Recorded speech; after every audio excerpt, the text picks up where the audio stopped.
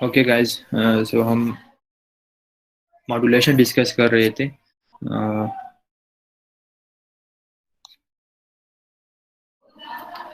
मैंने बताया था आपको कि किस तरह एक सिग्नल को हम एक जगह से दूसरी जगह ट्रांसफ़र कर सकते हैं। इसके लिए एक जो तरीका है वो है मॉड्यूलेशन। ये मॉड्यूलेशन की मदद से हम क्या कर सकते हैं, एक सिग्नल को दूसरी जगह ट्रांसमिट कर सकते हैं। हम इस कोर्स में, जो आपका जो कम्युनिकेशन सिस्टम का कोर्स है, इसमें हम डील करेंगे एनालॉग मॉड्यूलेशन को। ठीक है, एनालॉग मॉड्यूलेशन की पहले टाइप को हमने डिस्कस किया था पिछली लैब में, जो कि था एम्पलीट्यूड मॉड्यूलेशन। ठीक है, उसमें हमने क्या किया था, एक जो आपका मैसेज सिग्नल है उसको हमने ट्रांसमिट किया था from one place to another place using क्या, इसका एम्पलीट्यूड हमने वेरी किया था। ठीक है, कैरियर सिग्नल का जो एम्पलीट्यूड है उसको हमने वेरी किया था। तो अगर आप कैरियर सिग्नल के एम्पलीट्यूड को वेरी करेंगे तो इसको फिर हम कहेंगे एम्पलीट्यूड मॉड्यूलेशन। अब इस केस में हम क्या करेंगे, ये जो दूसरा टाइप है इसको हम कहते हैं एंगल मॉड्यूलेशन। ठीक है, एंगल मॉड्यूलेशन हम क्या करेंगे, एंगल मॉड्यूलेशन में हम एम्पलीट्यूड आपका सेम रहेगा, जबकि क्या होगा, आपका फ्रीक्वेंसी, आपकी कैरियर सिग्नल की फ्रीक्वेंसी या आपकी कैरियर सिग्नल का जो फेज है वो वेरी होगा with respect to your message signal. ठीक है, और इसके बाद फिर सिग्नल को हम क्या करते हैं, ट्रांसमिट करते हैं। एंगल मॉड्यूलेशन के टाइप्स को देखते हैं तो तीन टाइप्स है आपके पास। ठीक है, एक है एएम एम्पलीट्यूड मॉड्यूलेशन, एक है फ्रीक्वेंसी मॉड्यूलेशन एफएम, और एक है फेज मॉड्यूलेशन। ठीक है, लेकिन ये जो फ्रीक्वेंसी मॉड्यूलेशन और फेज मॉड्यूलेशन है, इसको कंबाइनली हम कहते हैं एंगल मॉड्यूलेशन। ठीक है, क्योंकि एंगल मॉड्यूलेशन इसलिए कहते हैं क्योंकि हम क्या करते हैं, एंगल जब भी हम फ्रीक्वेंसी में चेंज करते हैं तो हम क्या करते हैं, लेट्स सपोज आपके पास साइन सिग्नल है, तो साइन सिग्नल की अगर आपने फ्रीक्वेंसी चेंज करना, फ्रीक्वेंसी कहाँ पर चेंज हो सकती है, उसकी आर्गूमेंट में चेंज हो सकती है ना। लेट्स सपोज साइन के आर्गूमेंट में क्या होता है, साइन 2 पाई एफ टी। अब 2 पाई एफ टी आपके पास क्या है, ये उसका आर्गूमेंट है। ठीक है, आर्गूमेंट में ये अवेलेबल है। तो अब अगर आप वहां पर देख ले 2 पाई एफ टी, तो एफ वहां पर कहाँ पर मौजूद है, इसके आर्गूमेंट में मौजूद है, इसके एंगल में मौजूद है। ठीक है, तो जब भी आप फ्रिक्वेंसी में चेंज करेंगे तो इसको हम कहते हैं फ्रिक्वेंसी मॉड्यूलेशन, और जब भी आप फेज में चेंज करोगे तो इसको हम कहते हैं फेज मॉड्यूलेशन। अब फ्रिक्वेंसी और फेज मॉड्यूलेशन की जरूरत क्यों पड़ी, एम तो हमारे पास था, हम एम को भी यूज कर सकते हैं, हम क्यों एफएम की तरफ जा रहे हैं। तो इसके एक बेसिक सर से या रीजन। सर जी जी जी जी जी जी। सर ये फ्रीक्वेंसी मॉड्यूलेशन और फेज मॉड्यूलेशन में सर जरा डिफरेंस बताएं और सर जरा एक्सप्लेन करें प्लीज। मैं बता रहा हूँ अभी इसे फकर। तो सबसे पहले हम देखते हैं कि इसकी एंगल मॉड्यूलेशन की जरूरत क्यों पड़ी। ठीक है, अगर हमारे पास एम मॉड्यूलेशन है तो हम इसको क्यों नहीं यूज करते।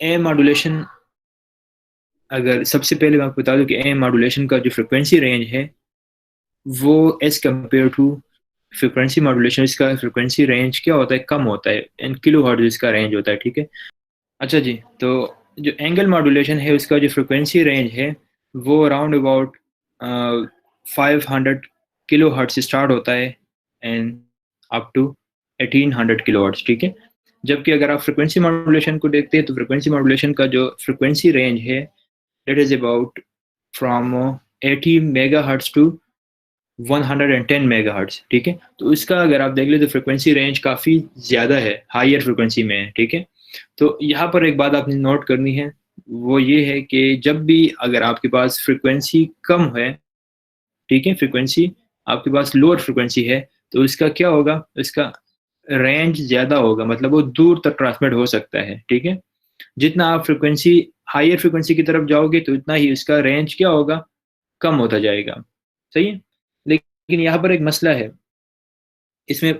इसका मतलब क्या हुआ कि एएम सिग्नल को आप दूर तक ट्रांसमिट कर सकते हैं as compare to FM signal. FM signal को इतनी दूर तक आप ट्रांसमिट नहीं कर सकते जितना कि आप एएम को ट्रांसमिट कर सकते हैं। ठीक है, लेकिन यहाँ पर एक मसला आता है। मसला क्या आता है कि एएम सिग्नल जो है वो उस पर नॉइज ज़्यादा आसानी से इफेक्ट हो सकती है।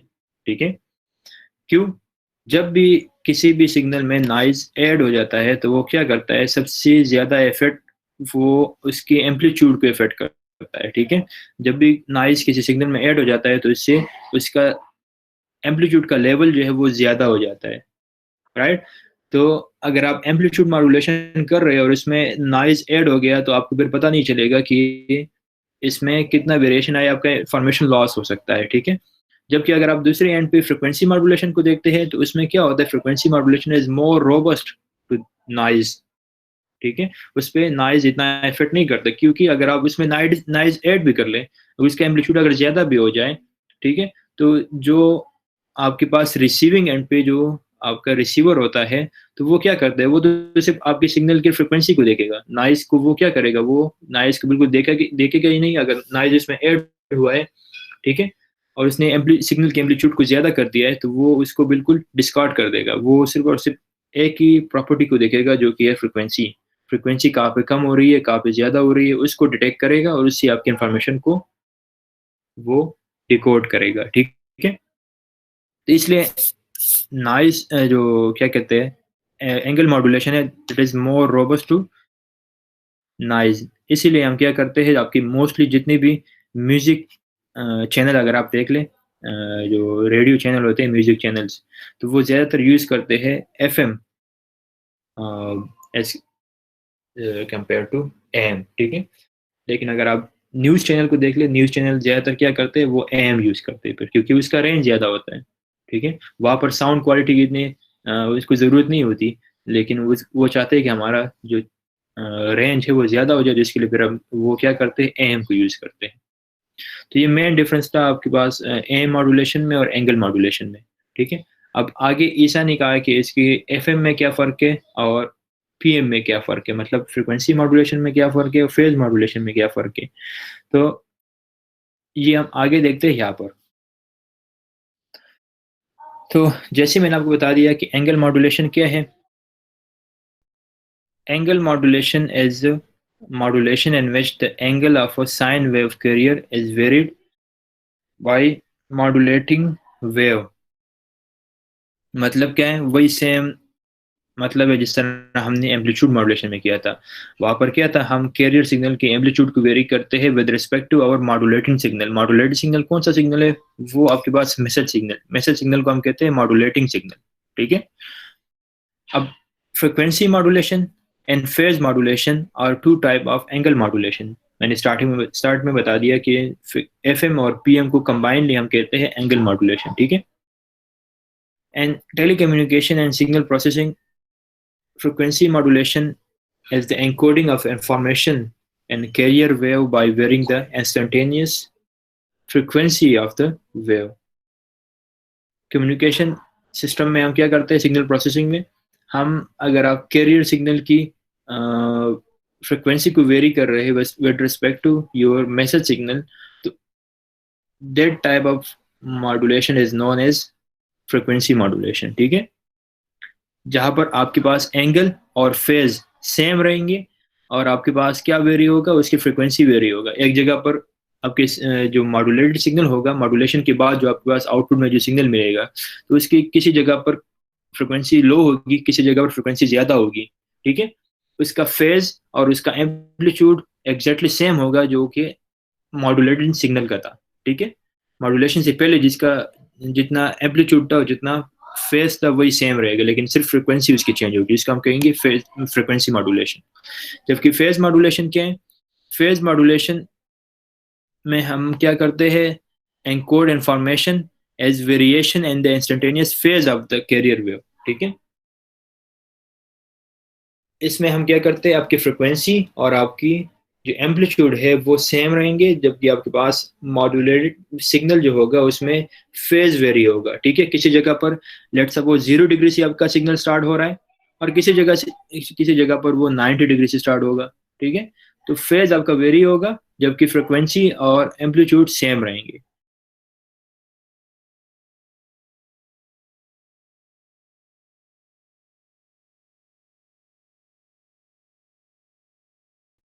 अच्छा, अगर आप यहाँ पर देख लें, ये आपके पास लेट सपोज एक साइनोसाइडल सिग्नल है, ठीक है, साइन सिग्नल है। ये जो आपको नज़र आ रहा है, ये 0 डिग्री, 90 डिग्री, 180 डिग्री, 270, ये आपके पास क्या है, ये आपके पास क्या है, इसका हम कहते हैं फेज।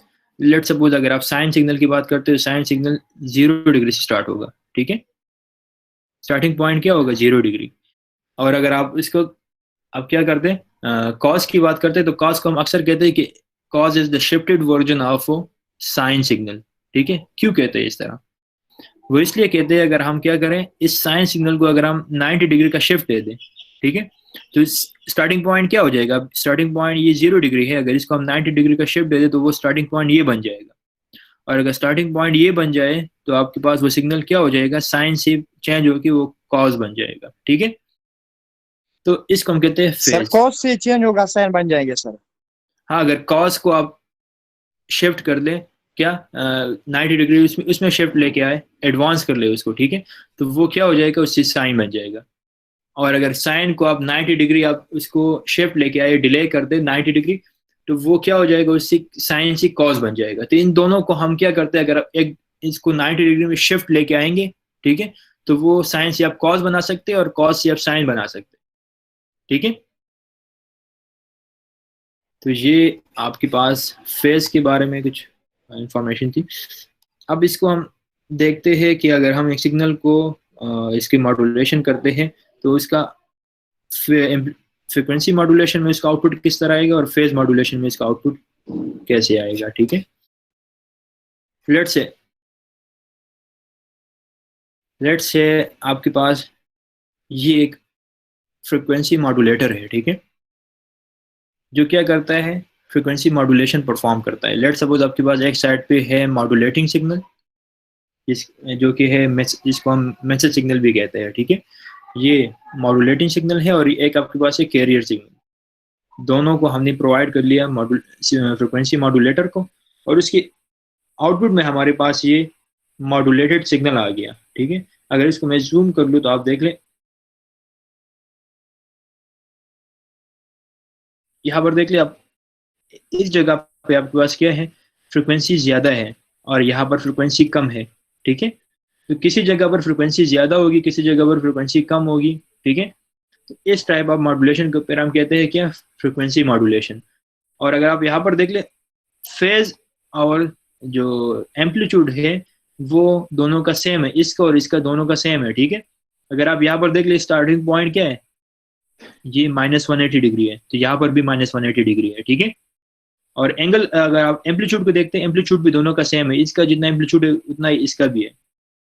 लेकिन चेंज कहाँ पे आया है? चेंज इसकी फ्रिक्वेंसी में आया है, ठीक है। यहाँ पर फ्रिक्वेंसी ज्यादा है, यहाँ पर कम है, फ्रिक्वेंसी ज्यादा, यहाँ पर कम।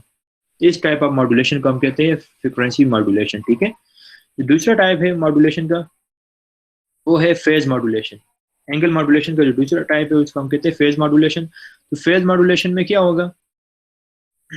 उसमें आपके पास जो मॉड्यूलेटेड सिग्नल है उसके हम फेज को वेरी करेंगे। अगर आप यहाँ पर देख लें तो एक तो फेज चेंज यहाँ पर आ गया, ठीक है, एक फेज चेंज यहाँ पर आ गया, एक फेज चेंज यहाँ पर आया हुआ है, ठीक है। तो दिस टाइप ऑफ मॉड्यूलेशन को फिर हम कहते हैं फेज मॉड्यूलेशन। फ्रिक्वेंसी और एम्पलीट्यूड इसमें क्या होगा? कांस्टेंट रहेंगे, फेज वेरी होगा, सही है। अच्छा जी, मैटलैब के कोड की तरफ आते हैं। कोड बिल्कुल सिंपल है, जिस तरह आपने एम्पलीट्यूड मॉड्यूलेशन का कोड देखा था वही सेम उसी तरह का कोड है। सबसे पहले आपने क्या करना होगा? आपने मैसेज सिग्नल को डिफाइन करना है, फिर आपने कैरियर सिग्नल को डिफाइन करना है, ठीक है। फिर आपने क्या करना है? आपने मॉड्यूलेटेड सिग्नल का इक्वेशन लिखना है, ठीक है। FM का अलग है और PM का अलग है, ठीक है। तो हमने क्या किया यहाँ पर? सबसे पहले हमने टाइम डिफाइन कर लिया।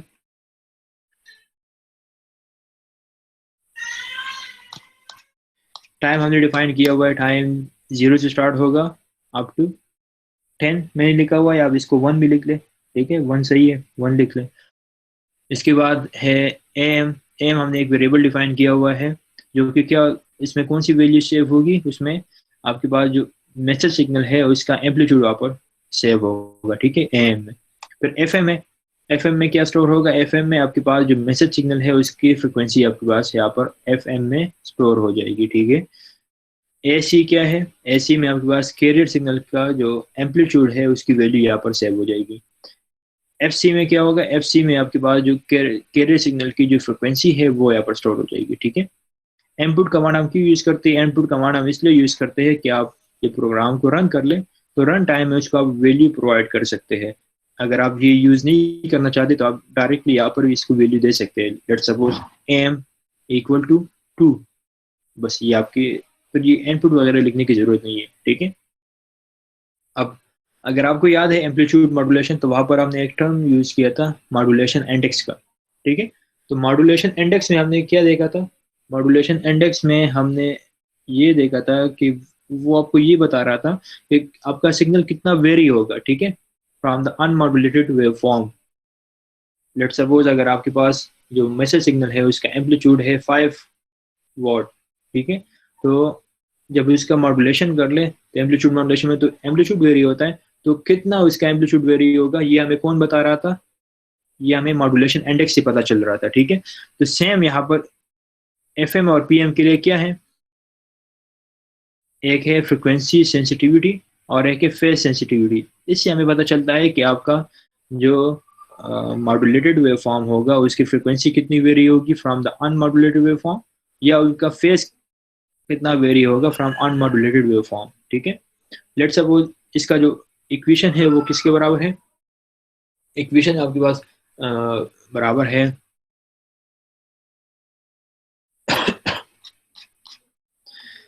जिस तरह आपके पास, अगर आपको मॉड्यूलेशन इंडेक्स का याद है तो इसमें हमने क्या क्या देखा था कि आपका जो मॉड्यूलेटेड वेव फॉर्म का amplitude divided by message signal का एम्पलीट्यूड।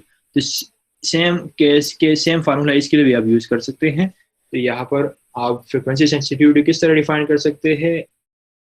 इसका हम डिफाइन कर सकते हैं frequency deviation divided by the modulation frequency. Same same case आपके पास फेज मॉड्यूलेशन में भी है, ठीक है। तो इसकी वैल्यू आप क्या कर सकते हैं? आप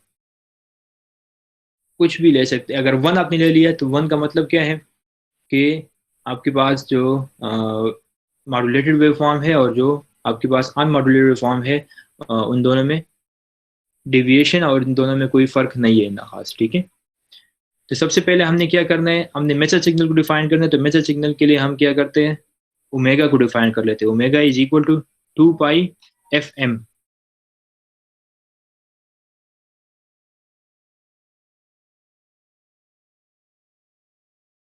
ठीक है। एफ एम को हमने पहले यहाँ पर डिफाइन किया हुआ है कि एफ एम आपके पास क्या है? मैसेज सिग्नल की फ्रिक्वेंसी है। तो 2 पाई एफ एम को हमने ओमेगा एम में डिफाइन कर लिया, ठीक है। और इसको फिर हम क्या करते हैं?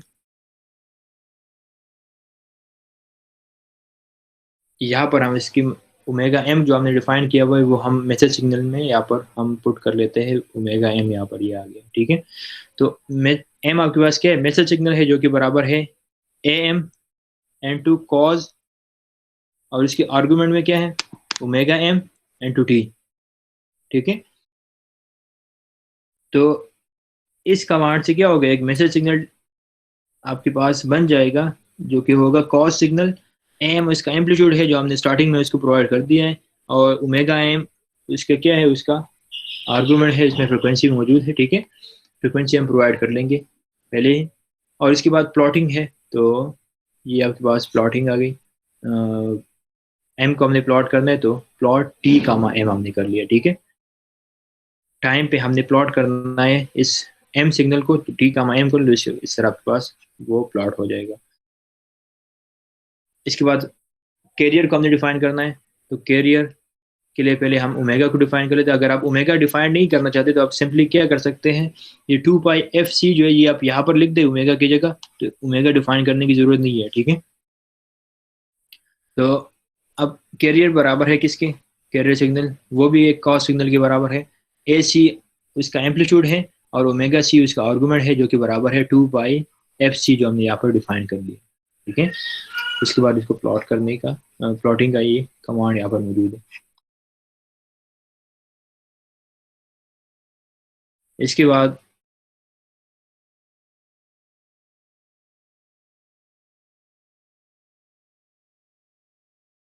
एफएम सिग्नल को डिफाइन करना है हमने। तो एफएम सिग्नल मैंने स्टार्टिंग में बताया था कि फ्रिक्वेंसी और फेज दोनों का हम कंबाइनली कहते हैं एंगल मॉड्यूलेशन। तो एंगल मॉड्यूलेशन हम इसको कहते हैं। तो इसका मतलब ये है कि हम एम्पलीट्यूड को नहीं छेड़ेंगे। हम क्या करेंगे? जो भी आपके पास जो कैरियर सिग्नल है उसके हम आर्गुमेंट में चेंज करेंगे, ठीक है। उसके एंगल में हम चेंज करेंगे। तो यहाँ पर देख लें हमने क्या किया हुआ है, वो कैरियर सिग्नल किसके बराबर था? A C N to cos omega C T, ठीक है। उसके साथ हमने क्या कर दिया, उसके साथ हमने फ्रिक्वेंसी मॉड्यूलेशन में 2 पाई के एफ आपके पास क्या है, फ्रिक्वेंसी सेंसिटिविटी है, ठीक है। And to cumsum M, cumsum क्या है, कम सम मीन कम्युलेटिव सम, ठीक है। कम्युलेटिव सम का मतलब क्या है, मैटलैब आपको पता है कि मैटलैब हर एक सिग्नल को अगर वो सेव करते हैं तो in form of matrix save करता है, ठीक है। तो यहाँ पर कम्युलेटिव सम का मतलब है कि हर एक मैट्रिक्स में हर एक जो इंडेक्स है उसको, उसका जो आने वाला दूसरा इंडेक्स है उसके साथ क्या कर लेता है, सम कर लेता है। और उसका लेट सपोज अगर आपके पास 1 क्रॉस 4 आपके पास एक मैट्रिक्स है, ठीक है, मतलब इसमें एक ही रो होगा और 4 कॉलम होंगे, ठीक है। तो उसका अगर आप कम्युलेटिव सम फाइंड करते हैं तो वो क्या करेगा, पहले जगह पर जो वैल्यू पड़ी हुई है उसको दूसरी वैल्यू के साथ सम करेगा, फिर उसका जो रिजल्ट है वो तीसरे के साथ सम करेगा और तीसरे के रिजल्ट को आखिरी वाली वैल्यू के साथ सम करेगा, तो इसको हम कहते हैं कम्युलेटिव सम, ठीक है। तो फ्रिक्वेंसी मॉड्यूलेशन का जो इक्वेशन है वो बराबर है A C into cos omega C into T plus 2 pi आपके पास फ्रिक्वेंसी सेंसिटिविटी है into cumsum M, M आपके पास मैसेज सिग्नल है, ठीक है। और इसको फिर प्लॉट किया हमने, प्लॉटिंग का कमांड वही सेम कमांड है, पहले हम सब प्लॉट यूज़ किया उसके बाद हमने प्लॉट कमांड यूज़ कर दिया। और फिर आपके पास क्या है, फेज मॉड्यूलेशन के लिए इक्वेशन है A C into cos omega C T, ये तो वही यहाँ तक जो है ना ये वही क्या है आपके पास कैरियर सिग्नल का इक्वेशन है। इसके बाद हमने क्या किया है, मैसेज सिग्नल को मल्टीप्लाई किया हुआ है हमने फेज सेंसिटिविटी के साथ, ठीक है। और इसको हमने क्या किया, उसके एंगल में हमने लिख दिया यहाँ पर, कैरियर सिग्नल के एंगल में हमने लिख दिया, तो इससे आपके पास आपका जो सिग्नल होगा वो वेरी होगा, उसमें क्या वेरिएशन आएगा, उसके फेज में वेरिएशन आएगा, ठीक है।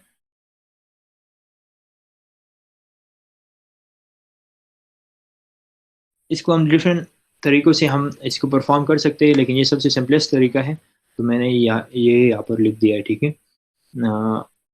सर ये यहाँ पे ये सब प्लॉट है सर, ये तो 2 to 2 नहीं आएगा सर, ये कभी 2 to 3 आ रहा है और कभी 2 to 4 आ रहा है सर। ये अच्छा ये इसलिए आ रहा है, यहाँ पर देख ले, लेट्स सपोज ये पहला वाला सब प्लॉट है ना, 2 to 1, 2 to 1 का मतलब क्या है, 2 to 1 का मतलब ये है कि आपके पास 2 रो है और 2 कॉलम है, ठीक है।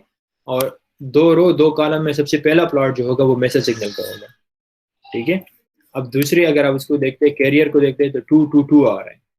2 to 2 का क्या मतलब है कि 2 रो है 2 कॉलम है और इसमें जो दूसरा पोजीशन है वो क्या होगा, वो वहाँ पर कैरियर सिग्नल आएगा, ठीक है।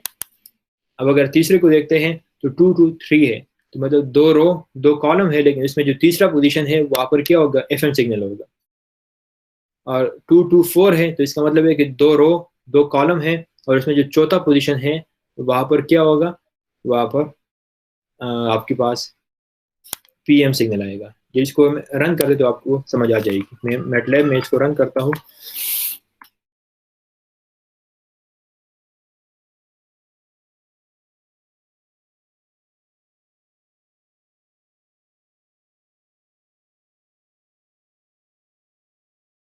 तो यहाँ पर वो वही कोड मैंने यहाँ पर लिखा हुआ है। सबसे पहले टाइम को मैंने चेंज किया हुआ है, टाइम यहाँ पर वहाँ पर स्लाइड में जो था वो गिवन था 0 से लेकर 10 तक। तो इसमें मसला ये आ रहा था कि फिर हमें सिग्नल का पता नहीं चलता कि सिग्नल में क्या वेरिएशन आ रहा है, ठीक है। तो इसलिए मैंने टाइम को कम कर दिया है, फ्रॉम 0 to 1 मैंने कर दिया, ठीक है। बाकी कोड वही सेम कोड है। अच्छा, रन करने के बाद अब जो हमने इनपुट कमांड यूज़ किया हुआ था, इनपुट कमांड की वैल्यू हमसे मैटलैब मांग रहा है कि इसकी वैल्यू क्या क्या होगी, ठीक है। तो सबसे पहले आपने प्रोवाइड करना है enter the message signal amplitude, amplitude हमने प्रोवाइड करना है, तो इसको हम लेट सपोज एम्पलीट्यूड रख लेते हैं कि उसका एम्पलीट्यूड है 1 हमने लिख दिया। फिर मैसेज सिग्नल की फ्रिक्वेंसी क्या है, तो लेट सपोज हम लिखते हैं कि उसकी फ्रिक्वेंसी है 2 हर्ट्ज। ये तो हम सर डायरेक्ट उस कोड में भी लिख सकते हैं ना सर? डायरेक्ट उधर भी लिख सकते हो, बिल्कुल। यस, मैंने उसमें कोड में भी बता दिया ना कि आप अगर इनपुट कमांड यूज़ नहीं करना चाहते तो आप डायरेक्टली इसकी वैल्यू वहाँ पर भी लिख सकते हैं, ठीक सही है। है सर। लेकिन उसमें फ़ायदा क्या है, यहाँ पर फ़ायदा ये है कि बस आप जब भी रन करोगे तो आप अपनी मर्जी से यहाँ पर वैल्यू दे सकते हो, ठीक है। वहां पर अगर आप लिखोगे तो फिर हर टाइम आप जब रन करोगे इससे पहले आपने वहां पर चेंजेस भी करने होंगे। अब कैरियर की एम्पलीट्यूड मांग रहा है तो लेट्स सपोज इसको भी हम 1 रख लेते हैं। और यहाँ पर कैरियर की फ्रिक्वेंसी मांग रहा है तो हम कैरियर की फ्रिक्वेंसी हमेशा मैसेज सिग्नल की फ्रिक्वेंसी से ज़्यादा होगी, तो यहाँ पर हम इसको लेट्स सपोज रख लेते हैं 10। अब फ्रिक्वेंसी सेंसिटिविटी मांग रहा है तो लेट्स सपोज इसको हम रख लेते हैं 2। फेज सेंसिटिविटी भी हम 2 रख लेते हैं। तो ये आपके पास वेव फॉर्म आ गया। मैं वेव फॉर्म दिखाता हूँ आपको। अच्छा जी, तो ये आपके पास क्या आ गया, वेव फॉर्म आ गया, ठीक है। तो अजान अब नज़र आ रहा है आपको वेव फॉर्म। तो यहाँ पर अगर आप देख लें एक ही विंडो में 4 प्लॉट है, ठीक है। 2 आपके पास रोज हैं, एक एक रो दूसरा रो, और 2 कॉलम है, एक कॉलम दूसरा कॉलम, ठीक है। तो अगर आप इसको देखते तो ये सब प्लॉट 2 2 1 है, ठीक है। 2 रो 2 कॉलम है और इसमें सबसे पहला पोजीशन जो है ये वाला है, तो इसमें आपके पास क्या आ गया, मैसेज सिग्नल आ गया, ठीक है। और मैसेज सिग्नल आपके पास कौन सा था, कैरियर कॉस सिग्नल था। तो ये देख ले कॉस सिग्नल है और इसकी फ्रिक्वेंसी क्या थी, फ्रिक्वेंसी 2 थी ना। तो ये देख ले कॉस का सिग्नल है और ये 1 हर्ट्ज और ये 2 हर्ट्ज, 2 हर्ट्ज का सिग्नल आ गया। और दूसरा आपके पास कैरियर सिग्नल भी कॉस का सिग्नल था। तो ये कॉस सिग्नल है जो कि देखिए यहाँ से स्टार्ट हो रहे, तो ये कॉस 0 पे आपके पास क्या है, 1 वैल्यू दे रहे, तो ये कॉस सिग्नल है। और इसकी फ्रिक्वेंसी हमने रखी हुई थी 10। ये देख ले 1 2 3 4 5 6 7 8 9 10, ये 10 हर्ट्ज का सिग्नल है कैरियर, ठीक है। अब अगर आप यहाँ पर देख लें तो ये आपके पास फ्रिक्वेंसी मॉड्यूलेटेड सिग्नल है। यहाँ पर देख लीजिए इसकी फ्रिक्वेंसी ज़्यादा है और यहाँ पर इसका फ्रिक्वेंसी कम है, ठीक है। जहाँ पर आपके मैसेज सिग्नल का एम्पलीट्यूड ज़्यादा होगा, ठीक है, तो वहाँ पर इसकी फ्रिक्वेंसी हम ज़्यादा करेंगे, ठीक है। अगर आप यहाँ पर देख ले तो यहाँ पर इसकी एम्पलीट्यूड क्या है, -1 है, कम है। इसीलिए इसकी यहाँ पर इस केस में यहाँ पर फ्रिक्वेंसी भी कम हो गई है, ठीक है। और अगर यहाँ पर देख ले तो इसकी फ्रिक्वेंसी फिर दोबारा से एम्पलीट्यूड दोबारा से ज़्यादा हो गया, तो यहाँ पर इसकी फ्रिक्वेंसी भी ज़्यादा हो गई, ठीक है। और फिर एम्पलीट्यूड कम हो गया तो यहाँ पर इसका फ्रिक्वेंसी भी लो हो गई, ठीक है। और ये आपके पास क्या है, ये आपके पास फेज मॉड्यूलेटेड सिग्नल है। फेज मॉड्यूलेट आपको किस तरह पता चलेगा, यहाँ पर देख ले, यहाँ पर आपका सिग्नल कहाँ से स्टार्ट हो रहा था, इस पॉइंट से स्टार्ट हो रहा था, ठीक है। लेकिन अब अगर यहाँ पर देख ले इसका फेज चेंज हो गया, फेज क्या आ रहा है, ये आ रहा है, ठीक है। ये round about 170 degree something start हो वहाँ से स्टार्ट हो रहा है, ठीक है। यहाँ पर जो आपका सिग्नल है वो 90 डिग्री स्टार्ट हो रहा था, दोनों कैरियर और जो मैसेज सिग्नल है दोनों 90 डिग्री स्टार्ट हो रहा है। लेकिन यहाँ पर इसका फेज चेंज हो गया है। ये अब कहाँ से स्टार्ट हो रहा है, ये स्टार्ट हो रहा है राउंड अबाउट समथिंग 170 160 समथिंग यहाँ से स्टार्ट हो रहा है, ठीक है, क्योंकि ये 180 है। और फिर देख ले यहाँ पर भी चेंज आया है, यहाँ पर भी फेज में चेंज आया है, ठीक है। तो जब भी आपके पास एम्पलीट्यूड देख ले, एम्पलीट्यूड सेम है, 1 -1 1 -1, और सेम यहाँ पर भी वही है 1 -1 1 -1, एम्पलीट्यूड चेंज नहीं हुआ, ठीक है। जो चेंज हुआ है वो एक फ्रिक्वेंसी में चेंज आए, एक फेज में चेंज आए, ठीक है। दिस टाइप ऑफ मॉड्यूलेशन को फिर हम कहते हैं क्या, एंगल मॉड्यूलेशन। अब यहाँ पर क्या करना है आपने, write MATLAB code that demodulate the modulated signal shown in this lab. आपने मैटलैब कोड लिखना है जिसमें आपने क्या करना है, आपने जो अभी सिग्नल आपने देखा है मॉड्यूलेटेड सिग्नल एफएम का, उसको आपने डीमॉड्यूलेट करना है, ठीक है। दूसरा आपने क्या करना है, right demodulation code for FM, ये तो वही क्वेश्चन हो गया। और आपने मैटलैब में बिल्ड एंड कमांड में मौजूद है एफएम मॉड्यूलेशन और डीमॉड्यूलेशन के लिए, सेम पीएम मॉड्यूलेशन और पीएम डीमॉड्यूलेशन के लिए भी मौजूद है, ठीक है, जो कि है FM mode, FM D mode. FM mode use होता है फ्रिक्वेंसी मॉड्यूलेशन के लिए, एफएम डी मोड यूज होता है फ्रिक्वेंसी डी मॉड्यूलेशन के लिए, ठीक है। इसको आप यूज कर ले और फ्रिक्वेंसी मॉड्यूलेशन और डी मॉड्यूलेशन परफॉर्म कर ले। और दूसरा जो है ना पीएम के लिए भी आपने यही काम करना है। ये पहला जो क्वेश्चन है इसमें आपने ये वाली कमांड यूज़ नहीं करनी, ये आपने लॉजिक बना के आपने क्या करना है, डीमॉड्यूलेशन करनी है। ठीक है, आप इसको थोड़ा सा गूगल करेंगे तो आपको कोड भी आसानी से मिल सकता है, लेकिन आप अपने दिमाग को यूज़ कर लें। ठीक है, तो ज़्यादा अच्छा होगा। ओके, और किसी को कोई क्वेश्चन हो तो अभी पूछ लें। सर ये लास्ट दो में फंक्शन बनाएंगे सर? नहीं, लास्ट दो में आपके पास बिल्ट इन फंक्शन पहले से मौजूद है मैटलैब में।